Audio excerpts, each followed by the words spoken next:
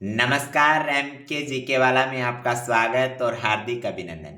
साथियों, राजस्थान के महत्वपूर्ण व्यक्तित्व या क्रांतिकारी देख रहे हैं और आज अपने चर्चा करने जा रहे हैं माणिक्यलाल वर्मा पर। किस पर साथियों? माणिक्यलाल वर्मा पर। माणिक्यलाल वर्मा का जन्म भीलवाड़ा बिजोलिया में हुआ 4 दिसंबर 1897 को हुआ। कब हुआ? 4 दिसंबर 1897 को हुआ। माणिक्यलाल वर्मा ने 1938 के अंदर राज्य के महत्वपूर्ण मेवाड़ प्रजामंडल की स्थापना की थी। माणिक्यलाल वर्मा ने कौन से प्रजामंडल की स्थापना की साथियों? तो मेवाड़ प्रजामंडल की स्थापना की। माणिक्यलाल वर्मा को मेवाड़ का गांधी कहा जाता है। याद रखने वाली गजब बात तो यह भी है कि बिजोलिया किसान आंदोलन, जिसको 3 चरणों में संचालित किया जाता है, पहले चरण का नेतृत्व साधु सीताराम दास व अन्य जो क्रांतिकारी है वो करते हैं। दूसरे चरण का जो नेतृत्व है वो विजय सिंह पथिक करते हैं और बिजोलिया किसान आंदोलन के अंतिम जो तीसरे चरण का जो नेतृत्व करते हैं वो माणिक्यलाल वर्मा करते हैं। तो याद रखिएगा, जो अंतिम जो बिजोलिया किसान आंदोलन का जो चरण होता है या तीसरा जो चरण होता है उसका नेतृत्व कौन करते हैं? तो माणिक्यलाल वर्मा करते हैं। साथियों, माणिक्यलाल वर्मा ने पंछीड़ा गीत गाया। कौन सा गीत गाया? पंछीड़ा गीत गाया। और मेवाड़ का वर्तमान जो शासन है नामक पुस्तिका जो लिखी वो माणिक्यलाल वर्मा ने लिखी। और 1934 के अंदर खंडलाई, जो कि डूंगरपुर के अंदर है, वहां पर एक आश्रम की भी स्थापना की थी। याद रखिएगा, माणिक्यलाल वर्मा ने कौन से आश्रम की स्थापना की? तो खंडलाई आश्रम डूंगरपुर की स्थापना की।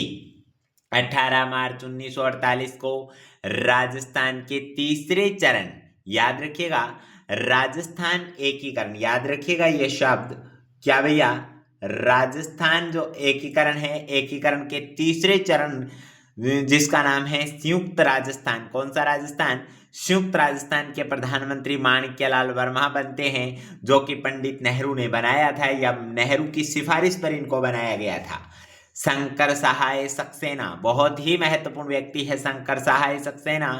शंकर सहाय सक्सेना जो देश के लिए जिए नामक पुस्तक से इनकी जीवनी लिखी। याद रखिएगा, कौन सी पुस्तक के अंदर माणिक्यलाल वर्मा का जीवन चरित्र का चित्रण किया गया है? तो शंकर सहाय सक्सेना ने जिए देश के लिए जो पुस्तक लिखी, शंकर सहाय सक्सेना ने लिखी, उनके अंदर माणिक्यलाल वर्मा की जो जीवनी है उसको लिखा गया है।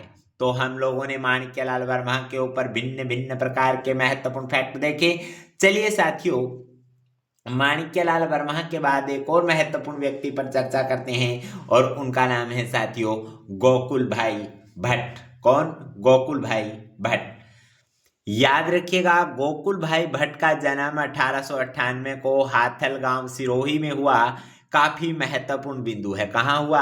हाथल गांव सिरोही में हुआ। गोकुल भाई भट्ट को राजस्थान का गांधी कहा जाता है। क्या कहा जाता है? गोकुल भाई भट्ट को भी राजस्थान का गांधी कहा जाता है। गजब बात याद ये रखने वाली है। गोकुल भाई भट्ट ने 1939 में सिरोही प्रजामंडल की स्थापना की। कौन से प्रजामंडल की स्थापना की? सिरोही प्रजामंडल की स्थापना की। और गोकुल भाई भट्ट ने गांधी जी के साथ असहयोग आंदोलन में भी भाग लिया। याद रखिएगा, गोकुल भाई भट्ट ने आचार्य विनोबा भावे, गौर करिएगा, आचार्य विनोबा भावे के साथ भूदान आंदोलन में महत्वपूर्ण भूमिका निभाई। और 1951 में, कब साथियों? 1951 में विनोबा भावे ने भूमि सुधार के लिए भूदान आंदोलन चलाया था। गौर करने वाली बात है, गोकुल भाई भट्ट ने जो कौन से जो विनोबा भावे के आंदोलन में सहयोग किया? तो भूदान आंदोलन में सहयोग किया। दूसरी बात याद यह भी रख सकते हो कि भूदान आंदोलन कब चला? 1951 के अंदर जो हैदराबाद वाला भाग है, तेलंगाना वाला भाग है, वहां पर यह आंदोलन चला था। और याद रखिएगा, भूमि सुधार से संबंधित यह आंदोलन था। याद रखने वाली गजब बात यह भी है कि सिरोही का जो आबू देलवाड़ा का जो भाग है वो राजस्थान के अंतिम चरण में राज्य के साथ विलय होता है।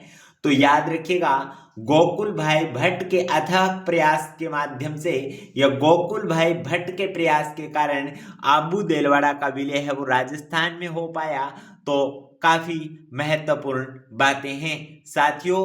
एक बार पुनः मैं आप लोगों को इसकी जो महत्वपूर्ण जानकारियां हैं वो दे देता हूं कि हम लोग किस तरह से आगे बढ़ते हैं।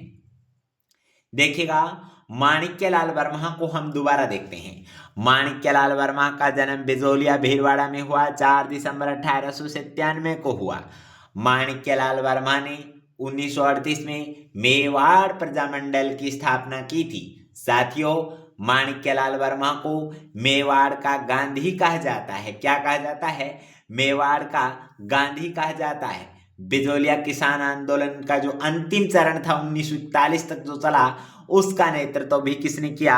माणिक्यलाल वर्मा ने ही किया था। माणिक्यलाल वर्मा ने बहुत ही महत्वपूर्ण पंछीड़ा गीत गाया।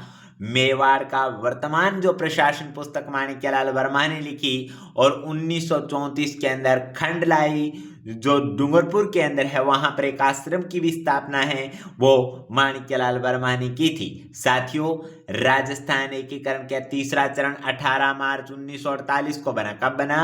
18 मार्च 1948 को तीसरा चरण संयुक्त राजस्थान के जो प्रधानमंत्री बनाए गए वो माणिक्यलाल वर्मा को ही बनाया गया।